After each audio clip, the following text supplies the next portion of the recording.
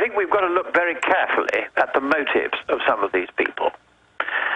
Remember that we had for many decades, throughout the first three-quarters of the 20th century, we had an active communist Marxist system that was trying to destroy the economies of the West and had learned that the way to destroy them was via energy. Now, when the Berlin Wall came down, these people did not disappear. They did not give up. They merely moved into the green movement. And you may think, if you're listening to this program, who is this lunatic potty peer saying these strange, extreme things on the line from England? Well, get this. I spoke to the late Eric Ellington, who was a very good friend of mine. He was one of the founders of Greenpeace.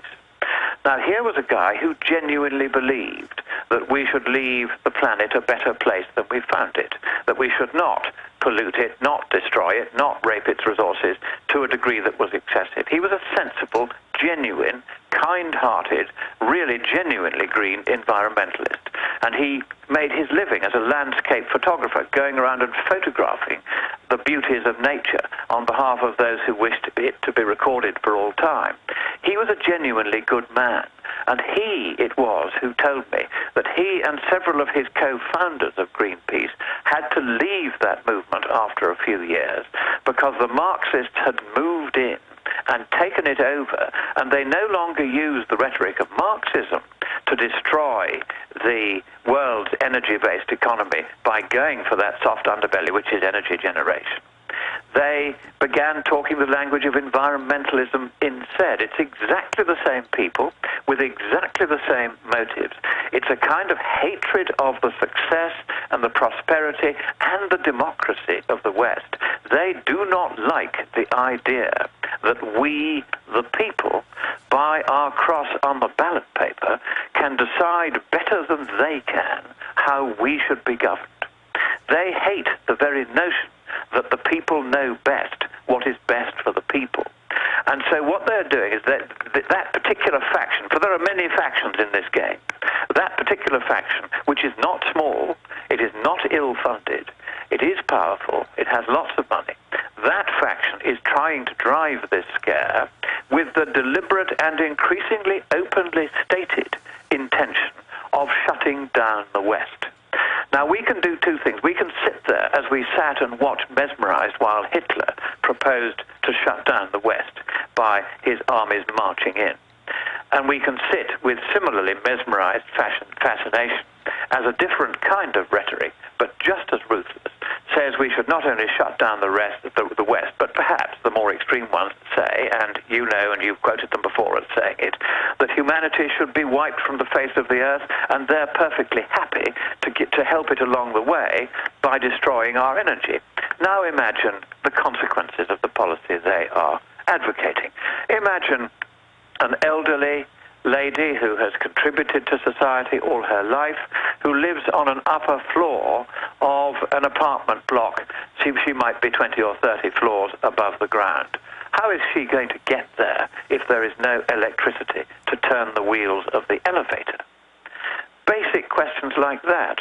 How? Because our infrastructure needs an operation. How is anyone going to take an X-ray when the electricity isn't working? None of this is thought through. None of it is joined up. All of it is flagrantly irresponsible, very dangerous, and I'm going to go so far as to say, and I don't think this is unreasonable to say this, it is treasonous. And eventually, the people who are doing this are going to have to be rounded up and put on trial for trying to destroy the very society that bred them and which now lionizes them for the policies which, if implemented, would end up destroying it and them too. Well, yes, sir. In fact, you just stole my thunder. Look, in the last 2 years, thousands of prominent people, hundreds of scientists, UN heads come out and say, we want environmental fascism. We want a dictatorial world government. The Financial Times of London foreign editor. We're going to do this for your own good. We're going to have a global one-child policy. Ted Turner just said that in Mexico a few months ago. You were there.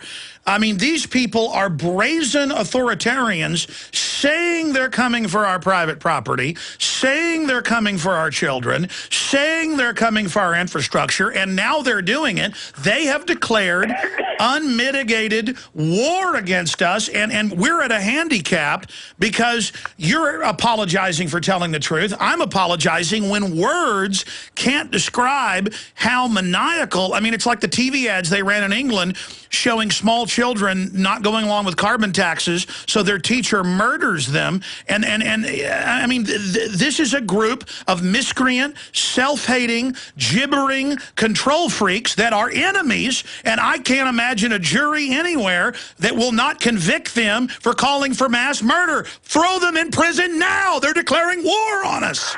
Now, actually, you raise an interesting point there, because although the right of free speech in the United States is very wide, it does not reach as far as sedition. And sedition is what they're now preaching.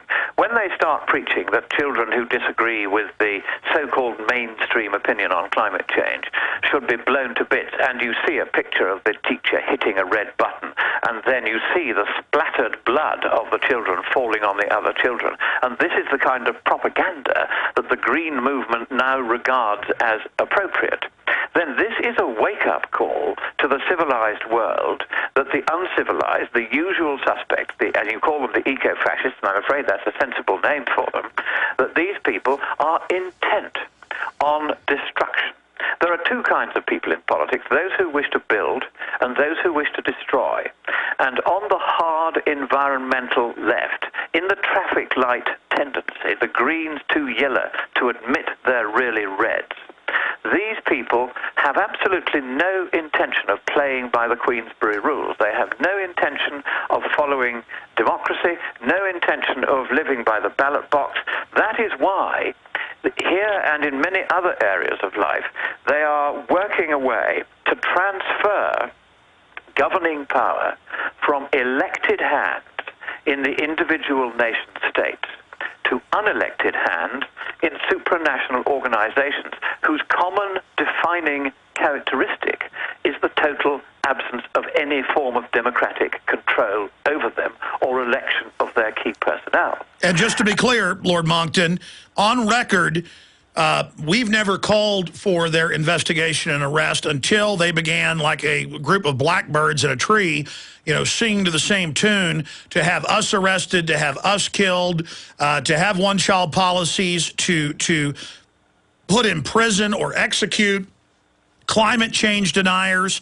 They are openly calling for an authoritarian nightmare planet run by them. They have made the declarations of tyranny. And if I announced that I wanted to rob and kill my neighbor and that I was going to do it, the police would come arrest me. Why are they allowed to get away with this? I think I'm answering my own question. Why do they come out with such outrageous statements? Are they trying to condition us to the extreme ideas so that they can then have the moral high ground in their minds to start actually carrying this out?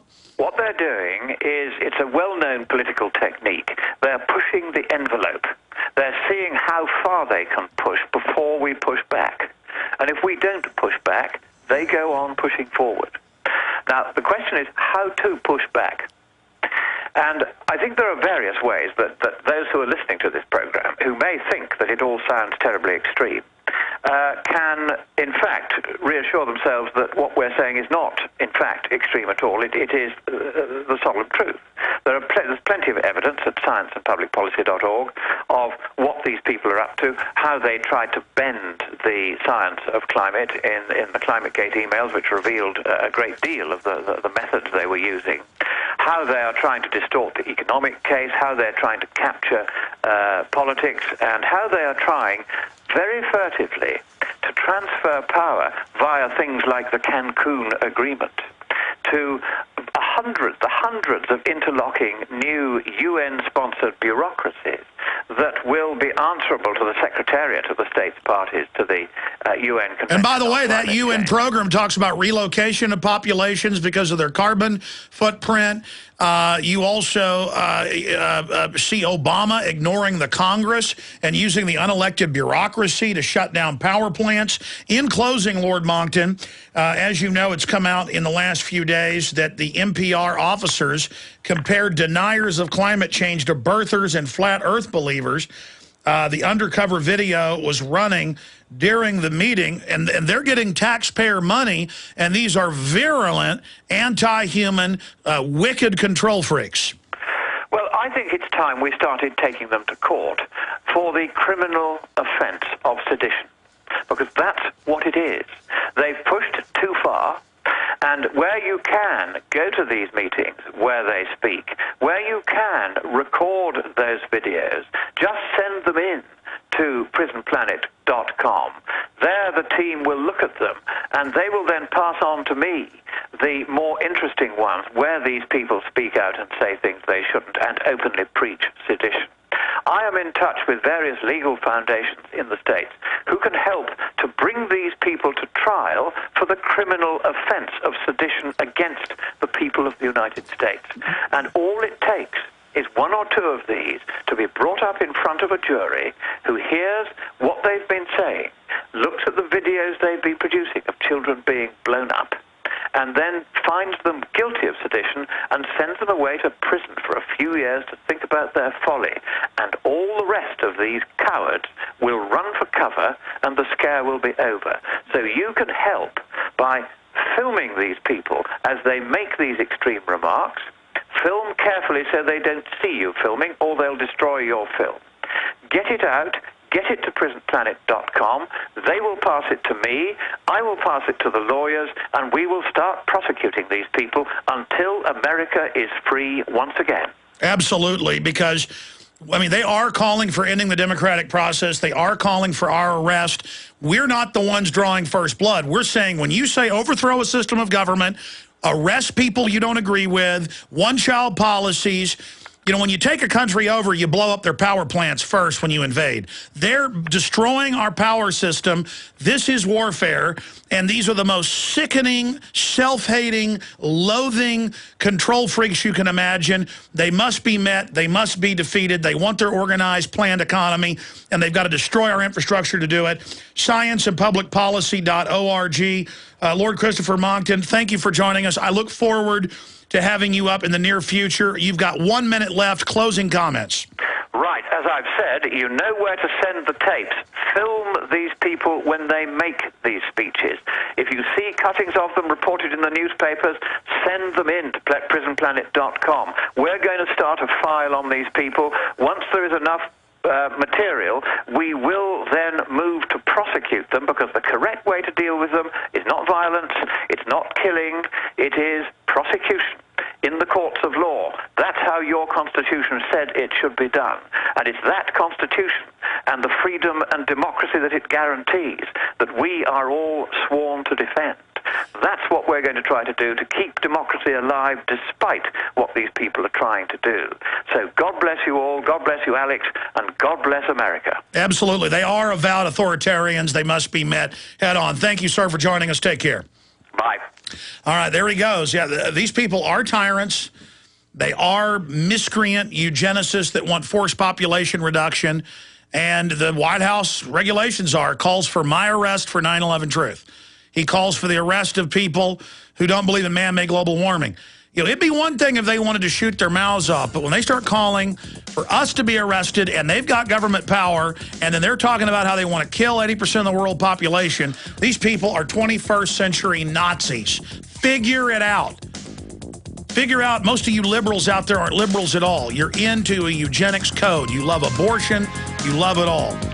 Dr. Nick Begich, getting into the biggest threat of all, electronic psychotronic mind control, is going to be joining us coming up. Stay with us.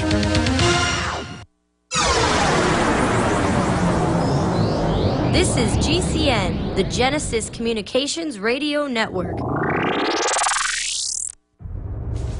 Alex has told you that the Mideast uprisings over food prices and shortages caused by fuel costs are spreading worldwide. We're seeing the impact right here in the United States. Ethanol that was supposed to reduce petroleum use and fuel prices hit a 30-month high in February, and pump prices are expected to reach $5 a gallon. Because of shipping costs, food is being priced out of the reach of millions of Americans with an expected 35% jump in the next 60 days. Move quickly while you can still afford it, and eFoods Direct will pay your shipping costs for you. For the best tasting, long-term storable food, you pay nothing for shipping and can put every dollar into food at today's prices. eFoods Direct, food so delicious you can serve it tonight or save it for the